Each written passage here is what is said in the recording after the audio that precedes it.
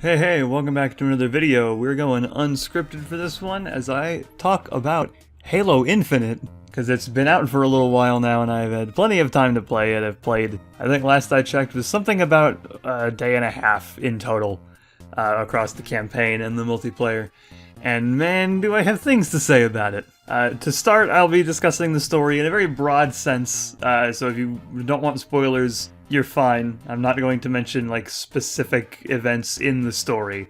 I'll just be talking about it in a very broad general sense. We'll kind of divide this up into two sections. We'll cover the campaign here in this first half, and then the back half will be the multiplayer, because really they are kind of two separate beasts with their own upsides and problems. To begin with, I think the game's story is crap. I think it's really bad. Individual Halo games I found have never really had great solitary stories. I think Reach has a pretty good one, despite its apparent conflictions with the novel that it is based on, but I still overall enjoyed it. I think the characters are, even if they're one note, generally likable, and the plot is nothing special, but again, generally good. But most Halo games I find have kind of unremarkable stories, and Infinite's is much the same way, except even less so. I'm hard-pressed to really pick anything out in Infinite's story that felt like it mattered in any meaningful way. By the time I finished it, it just sort of felt like it was all a footnote. It also doesn't help that a pretty good majority of things seem like they sprung out of nowhere. I don't remember the end of Halo 5 very well, because Halo 5 is a very forgettable game, but I'm fairly certain that basically nothing that happens in the beginning of this was set up by that. And that's because apparently, this game's story and its villain faction, the Banished, are largely set up by Halo Wars 2, a game that I did not play because I did not care. And there is an argument to be made for sequels or long-running franchises expecting you to have played the previous games to understand the story, but I think that sort of doesn't really apply to spin-offs like Halo Wars 2. Like, it is completely reasonable for Kingdom Hearts 3 to have assumed that you have played the previous games, because those are all, there's not really quote-unquote spin-offs in Kingdom Hearts. Everything does sort of kind of matter, so it more or less expects you to have played them all. Halo Wars 2 is a spin-off that I think when it came out, probably nobody thought it would have any real effect on anything. Halo Wars 1 wasn't required playing for anything, so I feel like it was just kind of a bad decision to assume that everybody had played Halo Wars 2. RTSs are very popular games, and Halo Wars certainly has its fan base, but Halo Wars 2 was always going to have significantly fewer people playing it than Infinite did. And I would be willing to bet that a large majority of casual players who only play the mainline games and don't care about RTSs had no clue who the Banished were, who Atriox is, or what's going on. And it may be this lack of familiarity with the Banished from Halo Wars 2 that leads me to say, man, they are lame villains. Just plain awful. The Covenant weren't a particularly unique idea of basically just alien invaders, but giving them that sort of religious angle to their whole goal, where they believed that the Halos were a holy place and it was basically a whole religious crusade for their quest, made them a little bit more interesting than just world conquerors or whatever. The Banished don't really have that. They are almost quite literally in canon just sort of the remnants of the Covenant, who are somehow able to take down the UNSC. And when I say somehow, I really mean somehow, because it just happens, and we don't actually ever see it occur. So the game tells us that the Banished are powerful and this big deal because they took out the UNSC, but we don't ever see that happen, and so they never really feel like a big threat. And don't worry about that being major spoilers, that happens within the first, hour of the game. The specific big bad that you face for most of the game, Escharum, is so bland and forgettable that I routinely forgot his name, and I cared so little about him or anything he had to say at any point that there's a bit near the end where he's monologuing to you throughout this long stretch of combat, and I just didn't listen to a damn thing of it. Like, I kind of saw what he was saying because I had subtitles on, but I was not paying attention because I just could not be bothered to give a shit. And that's just sort of the case for a lot of Infinite's story, is I can't be bothered to care. None of the heroic characters are particularly interesting either. Master Chief has never been a compelling character to me. To this game's credit, they do try to give him some emotional moments, and I think they generally work, but they're so few and far between that it really doesn't do very much. And then you have the two new characters, Echo 216 and Weapon, who is the AI that you're with for the majority of the game. I am going to call her Weapon because that is what the subtitles call her, and we don't actually learn her real name. She does pick one at the end of the game, but nobody calls her by that. She doesn't say what it is, and at no point prior in the game does anybody actually refer to her with a name. So Weapon is the best I've got. And Echo 216 is there. It's kind of amazing how much of a non-entity for a majority of the game Echo 216 is. During the beginning, like the first couple of hours, it honestly feels like he was written in later because Chief and Weapon don't really acknowledge a lot of what he says for a while. Like, he'll say a thing in response to something that Weapon says or that Chief says, but they won't say anything back. And I know he wasn't written in last minute because they do give him a little bit of development later, but again, kind of like Weapon, we don't really learn his name at all until the very end, and it's just hard to care about a character who feels like a background NPC who somehow wandered into the main plot. And then one thing that is especially worth noting is that Infinite's story mode, like the actual campaign, is really short. Like, amazingly short. On my first playthrough, it took me 10 hours to beat it, but I was doing a lot of side stuff. If you went just from campaign mission to campaign mission, you could probably beat it in half that time or even less. And granted, a large majority of the playtime you're going to be getting out of a game like this is the multiplayer, but if you're like kind of how I used to be and you bought them for the campaign, I could see people being pretty upset that they bought it and may have beaten the campaign in one sitting. But again, that is going from campaign mission to campaign mission, and the campaign doesn't really expect you to do that. Infinite does something that is admittedly very, very cool, that I quite like, where once you have completed the first hour or so of the story and you have arrived properly on Zeta Halo, it turns into an open world game and you can kind of go do whatever you want. And this is the most fun part of the game. Exploring Zeta Halo and liberating forward operating bases and saving captured groups of UNSC soldiers, taking down high priority targets. These are all things that are incredibly, incredibly fun. The overworld is a little sparse, but it is the first time they're really doing this, so I can cut them some slack, I think. Traversing Zeta Halo is honestly incredibly fun. Even just exploring it can be fun. You have a grappling hook that Master Chief gets from absolutely nowhere. I legitimately have no clue where he got it from. He just has it at the very beginning of the game. But I don't care because it's really fun to use. It's fun to grapple around places for quick movement. It's fun to grapple enemies and melee them. It's fun to grapple weapons to immediately pick them up. The grapple is a very, very cool thing. When they showed it off in the initial trailers, I was worried it would just kind of feel tacked on, but it is very, very cool. And I'm glad it exists. I hope it is in whatever the next game is. And it's in exploring the overworld and doing a lot of the side missions that you're going to get most of the meat out of the campaign.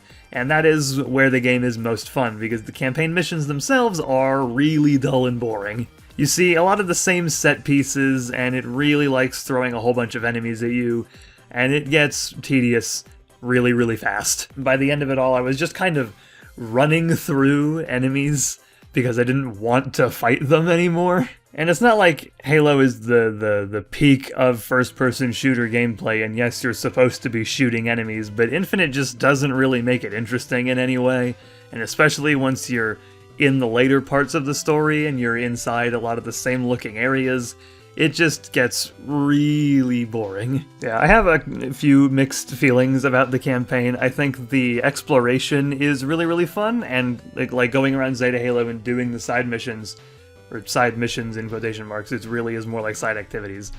is very, very fun, but the story and the actual campaign missions are not particularly good. But that is where we come to the end of the campaign, and we talk about the multiplayer, which is really mixed, if you ask me. The multiplayer dropped before the campaign in mid-November as what 343 called an early beta, but it really was not. It was not in any way a beta, because once the full game dropped with the campaign, there was literally nothing different about the multiplayer. And initial impressions were generally positive. A lot of people liked it, and I will give that the actual gameplay of the multiplayer is quite fun, because, well, the core mechanics of Halo Infinite are quite fun. But a lot of what is bad about the multiplayer is the surrounding stuff. First, there's the thing everybody has brought up. The Battle Pass and the customization are bad. The Battle Pass is horrendous. A large majority of the free rewards are just challenge swaps and XP boosts, so if you want customization options in any way, you're going to have to fork over cash for the Battle Pass, which I regrettably did. I really wish I had not, because even with a lot of those options, the customization is lackluster. Unlike, say, Reach, which still has, I think, the best customization in any Halo game, and I'm willing to bet that a lot of people would agree. In a game like that, even in 4, you could basically equip anything to anything, because you had one character model and you picked armor pieces based on that. In Infinite, you are given armor cores, which are general templates for specific armors that have their own equipable items, and it really kind of lowers the freedom that you have. At the time I record this, I don't know if it'll be there when this goes up, but at the time I record this, there is a winter event going on, and you can get a peppermint color palette that I think looks quite nice. However, it is, for some absurd reason, exclusive to the Mark 7 armor, which I don't use, so I can't use that color palette. Similarly, stuff like visors aren't available to everything, and it all just feels very restrictive, and it doesn't seem like you can really have a lot of customization, which is hilarious because apparently, I can't actually find a direct source on this, but apparently 343 said that this would be the most customizable Halo game thus far, and that is just plain untrue. The Battle Pass was largely what people focused on in terms of problems, but it was not the only problem, and for me, the biggest problem was actually playing the thing. Unlike every multiplayer shooter ever made, when Infinite launched, they have since fixed this, so props to an extent. When Infinite first launched, you could not specifically select what mode you wanted to play. If you wanted to play Slayer, if you wanted to play Oddball, if you wanted to play Strongholds, you could not specifically pick any of those. You had to just go into Quick Play and hope that the game will give them to you. And that was horrendous. And I don't really understand the thought process behind it. If it's to get people to play more modes, all that's really going to do is get people to not play your game because they don't want to play Oddball anymore. I scroll through the Halo subreddit sometimes, and the amount of people that complained about having to play Oddball all the time was through the roof. Thankfully, like I said, they have fixed this, and now there are playlists for a lot of Slayer modes. However, if you want to play Oddball, or if you want to play Strongholds, those still do not have specific playlists. So you have to go into Quick Play and hope that the game gives them to you, and we're right back where we started. We have made a step forward, but there are still plenty of steps to make in, like, basic features of a multiplayer game. This was a problem in Master Chief Collection as well, and it still isn't totally fixed, but at least that game lets you pick if you want to do Slayer variants, or Action Sack, or Capture the Flag, or any of the general modes. When this game launched, and still now, if you want to play anything that isn't Slayer, you just kind of have to hope. And in Big Team Battle, there are still not specific playlists for anything. It's just Quick Play. I have given 343 a lot of slack since they took over the franchise, but Infinite is really testing my patience, and it seems like they have no idea what they're doing when it comes to the multiplayer aspect, that is, because they did make a very fun campaign, like I said. There's not really a whole lot to talk about in terms of the actual, like, multiplayer gameplay, because, like I said at the top of this section, it's good. The basic mechanics of Infinite are good. It's just the things surrounding the multiplayer that tend to be pretty bad.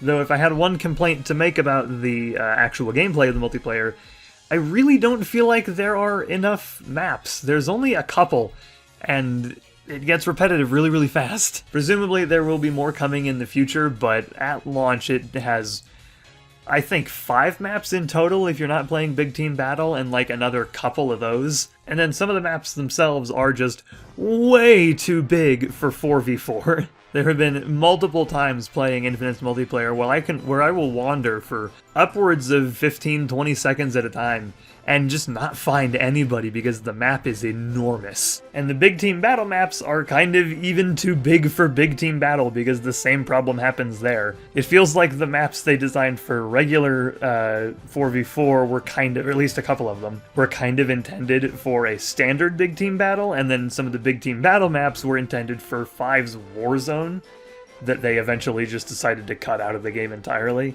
I don't think that's actually the case, but that is kind of what it feels like. So at the end of it all, Halo Infinite is kind of a mixed bag. There are a lot of things that I really, really like, and there were about as many things that I have problems with. I still do play it a lot because the multiplayer, and I think the mechanics are fun, and they are at least trying to improve it, but I think the biggest issues, that being the Battle Pass and the customization, are probably not going to change anytime soon, if ever. So that is probably always going to be a stain on this game, and my go-to for Halo is still always going to be Master Chief Collection, just because it's a better game. It doesn't have the stupid Battle Pass. You level up a lot faster, because in Infinite's Battle Pass, you don't get experience very fast. When it launched, you weren't even guaranteed to get experience at the end of a match. Then it was 50 at the end of a match, and now they have a stupid thing where the amount of experience you get decreases by the amount of matches you play per day and resets the next day. Master Chief Collection had a very simple, you get more experience, or experience based on how well you play in the match, and that is how it should frickin' work. They nailed it not even 8 years ago, or however long Master Chief Collection has been out. Hell, even in 5, with its stupid, like, rec pack stuff, at least you got progress towards one at the end of a match every time. But it's been very poorly handled, the multiplayer, and the game itself is fine, but I was really expecting more, especially after that 1-year delay, because it was supposed to come out with the launch of the Xbox Series consoles last year, and then they delayed it by a year. I really, really worry about what the game would have been like if it had come out when it was originally intended to. But they are still updating it, so there is supposedly room to improve. I could be dating this video completely, because by the time I release it, they could have updated the game again and changed something. But on December 31st, 2021, Happy New Year, by the way, it's a fine game that needs still some improvements in terms of its multiplayer. The campaign is overall fun, even if the story and the plot progressing missions are bad. So that is about going to do it for this video, and I will see you guys next time.